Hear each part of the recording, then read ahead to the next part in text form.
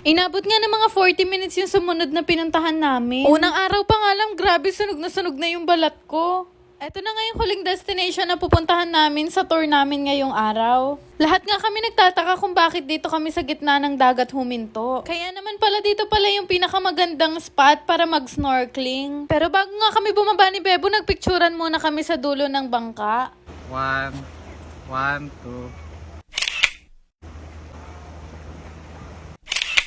Nung matapos na nga kami magpicturan ni Bebo, naisipan na rin namin bumaba. Binigyan lang ulit kami ng 1 hour dito para mag-snorkeling. Kagaya nga ng pagkakayak, first time ko lang din gagawin to. Sobrang nakakatakot nga lang dahil napakalalim nitong pinagparkingan namin. Maya-maya nga sinubukan ko nang gawin, kaya lang hindi talaga akong komportable doon sa suot kong goggles. Pakiramdam ko kasi anytime may papasok na tubig. Sinubukan ko nga lang ng sinubukan hanggang sa makaya ko na. Sobrang nahihirapan ako kasi paminsan-minsan sa ilong ako nakakahinga. Sinubukan nga rin namin gawin ni Bebo together. Sobrang na-amaze nga kami sa baba kasi kitang-kita mo kung gaano kagaganda yung mga coral reef. In-enjoy nga ng sobra ni Bebo yung pag-i-snorkeling niya. Sobrang happy din niya kasi first time lang din daw niya tong gawin. Mukha lang talaga akong masaya dyan, pero sa totoo lang ilang beses na akong nakainom gawa ng malakas na alon. Nakuha ko pa nga mag-okay sign, kaya sabi ko kay Bebo tatry ko ulit mag-snorkeling mag-isa. Eto na nga, papakitaan ko kayo ng malupitang tricks.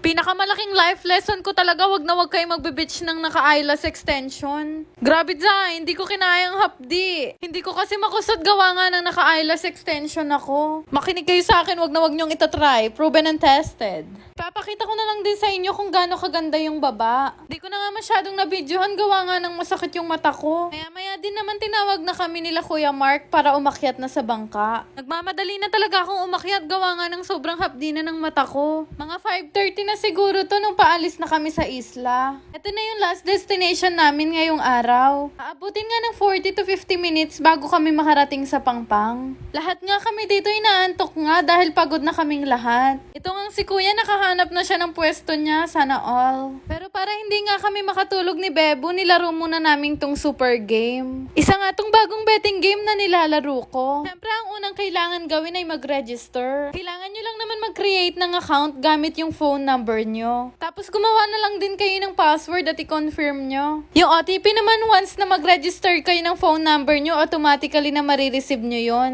Ganon lang naman kadali mag-register, pwede ka na agad makapaglaro. Pero syempre, gaya ng ibang laro, kakailanganin mo muna mag-cash in bago ka maglaro. Yung ginagamit ko nga rin na pag-cash in dito ay GCash. 100 nga yung minimum na pwede mong i-cash in, tapos 30,000 naman yung maximum. Madami kang laro na pwedeng pagpilian dito. Meron silang Dragon Tiger, Color Game, Red and Black, at marami pang iba. Pero syempre itong color game yung lagi kong nilalaro dahil sobrang dali lang manalo. Wala naman siguro sa inyong hindi alam yung mechanics ng laro na to. 100 pesos na ika-cash in nyo dito, marami na kayong pwedeng mailaro. Sumunod nga na sinubukan kong laro, ito namang Dragon and Tiger. Madali lang tong laro na to kasi parang Caracruz lang din siya. Hindi kayo maboboard dito sa super game dahil ang dami nyong pwedeng pagpili ang laro. Pero bago ang lahat, tuturuan ko na rin kayo kung paano mag-cash out. Kailangan nyo lang naman ilagay yung gusto nyong i-cash out na amount at syempre yung GCash number nyo. O diba hindi kayo mahihirapan dito sa super game, kaya subukan nyo na rin to. Nag-stop na din kami maglaro ni Bebo, gawa nga ng malapit na kami sa Pampang. Traveling tours, okay?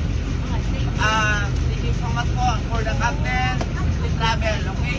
Sobrang nag-enjoy kaming dalawa sa unang araw ng tour namin dito sa El Nido. Dahil bukod sa magaganda yung tanawin, sobrang bait ng mga tao dito. Kudos po sa buong team nila Kuya Mark na sobrang inassist kami buong araw. Wala talaga akong ibang masabi sa sobrang matulungin ng mga tao dito. Pero higit sa lahat, i-flex ko na rin sa inyo kung gaano akong nangitim ngayong araw. Grabe guys, para ako minedyasan ng permanent. Mag-aalas 6 na nga nung naglakad na kami ni Bebo papunta dun sa pinag-i-stayan namin. Nung makarating na nga kami dun, bumalik ulit kami ni Bebo kasi may nakalimutan pala kaming bilhin. Dito nga kami nagpunta sa Art Cafe. Kakailanganin na kasi namin bumili ng sunscreen dahil 2 araw pa kaming maglalayag, wala na kaming sunscreen. Marami kang mabibili dito pero medyo may kamahalan, pero reasonable naman kung bakit. bakit. Buti nga may tinda silang mga shorts dito kasi kulang yung dalang shorts ni Bebo. Ang galing nga ng store na to kasi lahat ng kakailanganin mo sa pagbe-beach mo nandito. Dahil tapos na yung tour namin ngayong araw, bukas ko na lang ulit kay kwento kung ano pa yung mga susunod na nangyari. Shoutout nga pala kay Jan Casala, Katkat Espero, Princess Buenbuenida, Glycy Calata, Narisa Sabando, shoutout din kay Jobel, Sarmiento Maricar, Erica Jabs,